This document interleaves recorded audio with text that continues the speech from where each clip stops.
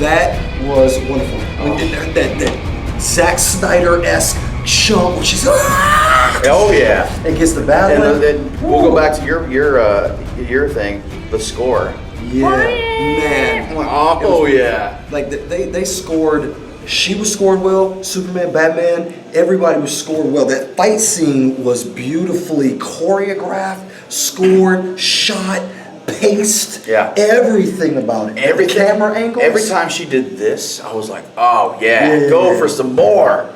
Or then when Batman, and we've seen it in the trailers, but it was just cool to see it in the movie, knowing he's getting out of the way of Doomsday, shoots his grappling hook, moves, and he's flying like Batman the animated series or like The Dark Knight. And it's great. That first shot of the Trinity, though. I mean, we saw the commercials for the first shot of the Trinity. We're all standing there in the middle. We can use that, guys, or Wonder Woman. Yeah. No, but when it didn't do it justice in the trailers. When they showed the Trinity there, and you got the dun. Oh yes, it was beautiful, dude. I will say it was equal to the pan down scene from Marvel's Avengers when they showed the Avengers. Oh yeah. It did that for me. If not more. I would say for me, it's because of Superman and Batman and Wonder Woman. This is the first time you ever seen one.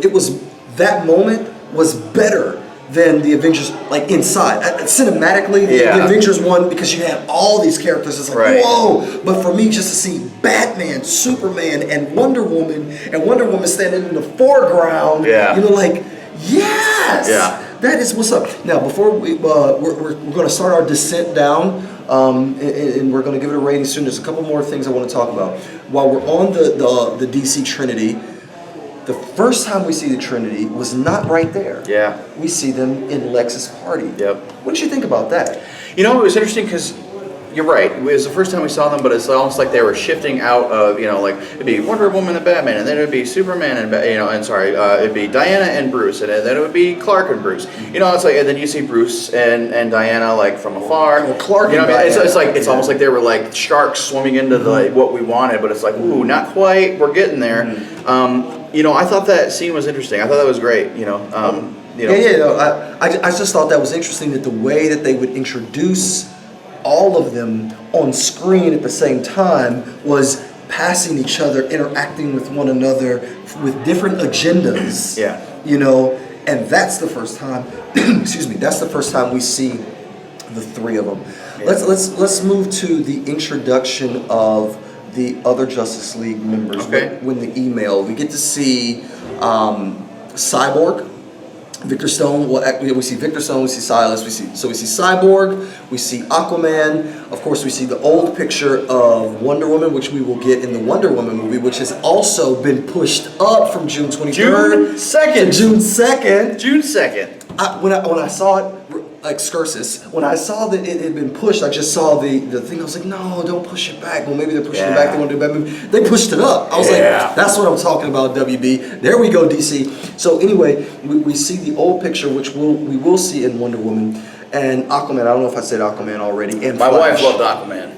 Really? See, he was the one. Well, I love the way his eyes glow. And I didn't get that. Well, I wonder if that was the camera or if it was I think his eyes actually glowed. I don't know if it was the camera, but either way, when he's in the dark and his eyes glow and he comes out, the only problem I had is that the Dothraki, well, I'm sorry, that's a Game of Thrones reference, that Aquaman can breathe underwater, and he just looked like he couldn't. So I'm hoping whatever they do with Aquaman when they use Arthur Curry, that they find a way to do this underwater that doesn't make him look like he's holding his breath, because that was a bad look. I think he'll be able to, and I think just do this really quick. The super speed in the water, whoosh, I was like, yes. It looked just like Superman inside. Yeah, and I was worried they wouldn't do that, but there were a lot of hints of the Speed Force in this, and I loved that. The only thing I'm worried about with Aquaman is he posted on Twitter not too long ago that he's dyeing his hair blonde. So will that make this movie then irrelevant with his scene with brown hair, and now it's going to be blonde? I don't know. Well, yeah, I don't know. Who knows what they could be going backwards in time. They could be. You never know. Who's to say? But I liked what they did with the Flash. How they introduced him, with the footage. Yes. In the convenience store. It's still weird to see a Barry. This is the Barry Allen Flash with long brown hair. That's weird. I was fishing around online today for Ezra Miller. I'm like, is there some hint of Barry Allen in this man? Right now, no. Yeah, I don't see it, but I'm gonna give it a chance. I'm gonna give it a chance too. I'm gonna give it a chance. So we'll see what happens there. What I didn't care for was just the email click. And the fact that they already had the icons. I was like, that's a little cheap, a little cheesy. Yeah. But it is what it is. I can overlook that. Yeah, especially with Cyborg. Cyborg wasn't even a hero yet. I mean, he was a piece of a man, that got put together obviously with the apocalyptic technology, but yet he had his logo. And here's the thing. This is one of the negatives as we're talking about things we enjoy. Here's one of the things I think they could have done better. I don't think, because the movie's so subtle, I think it does a lot of fan service, because you just said the apocalyptic technology. If you guys don't know about Apocalypse and mother boxes, you have no idea what just happened. I know. So that's and that could do, if you're trying to sell somebody on DC, I feel like you're not going to do it with that. Yeah, because it's like, wait, what is all this? Yeah. And that's part of the hard part, because there are a lot of places in the movie where it's like, what is all this? Yeah. But for those of us who know, it's like, okay, well, I know what that is, and I know how I was going to use a boom tube and how all that happens, and the different iterations from the comics that they're using for this particular cyborg, which is cool, New 52 style. But I didn't really care, like I said, for how it was introduced, but I do wonder if Lex just found out about Darkseid when he was learning from the Kryptonian ship, or did he already know? Because when he said, devils don't come from beneath, they come from above, we think he was talking about Superman. But what if he was already talking about Darkseid? What if he already knew, so that when he saw the mother box, he already knew to watch out for this guy, because that's the type of technology that's going to make him super. Yeah, on this subject, this is where I really think that Snyder and Goyer and these guys were fans of Smallville, because we were able to see that Darkseid can communicate with certain people, via the Omega symbol and via the darkness. So in my opinion, this is how I look at it. It may not pan out to be this way. I know I'm just speculating right now, but this is how I see it. This is how I see it. I think that Darkseid was trying to reach out to both Lex and Bruce Wayne Batman. I can see that. And here's why. I can see that. The nightmare scene, I really do feel like that was an actual nightmare. I feel like that was Darkseid trying to show Batman how awful Superman can be and what he will do if he takes over the world. And so I think he was trying to use Batman as a pawn to get Superman out of the way. That's half of it. On the other half, I feel like he was using Lex to do things like create Doomsday, to do all these different things, with his plan, which I know people say they don't know what Lex's plan is, but I really think that Darkseid was using Lex as a pawn to try to get Doomsday to move Superman out of the way so that Darkseid can come to the world. Superman won't be there to defend it. And I don't have a problem. Well, the only pushback I give to that, I wonder if that could be the case, given Lex's absolute distaste for godlike power not being resident in human beings. Like, they made it a point to let us know when he gave that speech at his thing about the terrible irony of men can have knowledge with no power. Sure. So that's the only thing that makes me wonder if what you're saying could be being used, but that doesn't mean that it's not. Maybe he thinks he can use Darkseid. Who knows? Well, that megalomaniac. Well, even Lex thinks. And even Lex said at the end, the bell has rung. He's coming. He's coming. Yeah. And with Superman dead, he succeeded. Yeah, that's true. That's true. Okay. Let's. How do you feel about Doomsday? Real quick. What did you think about the look of him? How they used him? And what did you think about using the death of Superman so soon in the DC universe? This was one thing that I actually really loved, and I know you said real quick, so I'm going to try to be as quick as I possibly can. This was the biggest thing that I loved about this movie, is that they were able to marry The Dark Knight Returns with the death of Superman perfectly, in my opinion. Somebody said to me, it doesn't make a good movie just because it goes boom. That's not what I was thinking. I thought it was great because of the way they were able to put these two massively incredible scenes together and make a film out of it. They started out with The Dark Knight Returns. It goes into the whole thing about, everybody's like, well, so what, one word, Martha, that's what stops them from fighting? I look at that a little deeper. I'll come back to that. I'll look at that a little deeper. I'll come back to that too. But when it comes to Doomsday, then they were able to shift from the Dark Knight Returns aspect, a future story, to Doomsday, a future aspect. story, a future story. And so the fact that they were able to show this, you know, those of us who have read the Superman comic and watched the animated film Superman Doomsday, you know, he's got the Justice League there with him in this story. I thought it was really good how they did it with just his two personal friends, Batman and Wonder Woman. They were there with him in this fight, and then they were able to make this story. So I thought that these two major fights / story points went great together in this movie. Okay. I hear you. I don't necessarily disagree. It's okay if you do. No, well, I know. Everybody's entitled to their own opinion. Sure. I don't necessarily disagree, but for one, I wish that I wish the Doomsday would have evolved more. I agree. I wish that he would have evolved more to look more like the Doomsday that we're used to looking at. Stop too soon with that. Had they committed to making him look like he does in the comics with more bone protrusions, I think that would have gone a little bit better. I also, in the face too, you could even see they were almost coming, but it's like they didn't. Yeah, they did. I don't think they committed as far as I would have liked to see them go with the Doomsday look. As far as them marrying Death of Superman to Dark Knight Returns, I didn't necessarily have a problem with it, except I wonder if now you've blown your proverbial load so soon, because if you kill Superman and they're already showing that he's coming back, then what future threat is there to Superman going forward? I mean, what can Darkseid do? If he dies, he's going to come back. If he fights Brainiac in the future in a Superman standalone, he's going to come back. So like, the only thing I worry about now is what stake is there for Superman? Because personally there's no stake, so he's always only going to be able to have to save someone else. And does that mean, or if they die, does he become a tyrant? And I just want to see a good Superman. I get that, and I don't disagree with you, but isn't that what DC is as a whole? Don't they always come back? I mean... Yeah, that's true.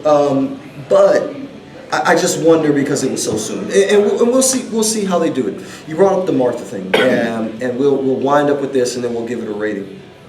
What I thought the first time I saw it, like probably most of you guys did, maybe not most of you guys did, when I heard Martha, why did you say that name? Oh, I promise that I will not let Martha die tonight. I'm afraid of your sons. I was like, wait, what? First of all, you guys should have had a conversation. You know, if Batman and Superman had just had a conversation, this whole thing could have been squashed. So this is part of place where I thought was lazy writing, but I take that back. I won't say lazy writing because Chris Terrio is an Academy Award-winning screenwriter. And I think the research that he did and what he was trying to do, like I said before, that this story is supposed to be personal, that every character in this movie was driven by fear. And only when someone was willing to lay down their fear and sacrifice themselves for someone else did that person overcome the fear and become a hero. Because throughout the movie, you don't know if Superman or Batman are villains or not. The way they tell the story, I mean, we know because we know that they're both good guys, but like, if you just look at the story, is Superman a villain? You kind of know he's not, but maybe he could maybe turn. You can see why he is awfully destructive. In Batman's eyes, probably. And Batman sees him like, and Batman says it, yeah, he's good now, but in 20 years, how many stay that way? And then we get a vision from Flash that Superman is bad in whatever future that Flash is coming from. And then the way you see Batman, like, he's kind of a villain too.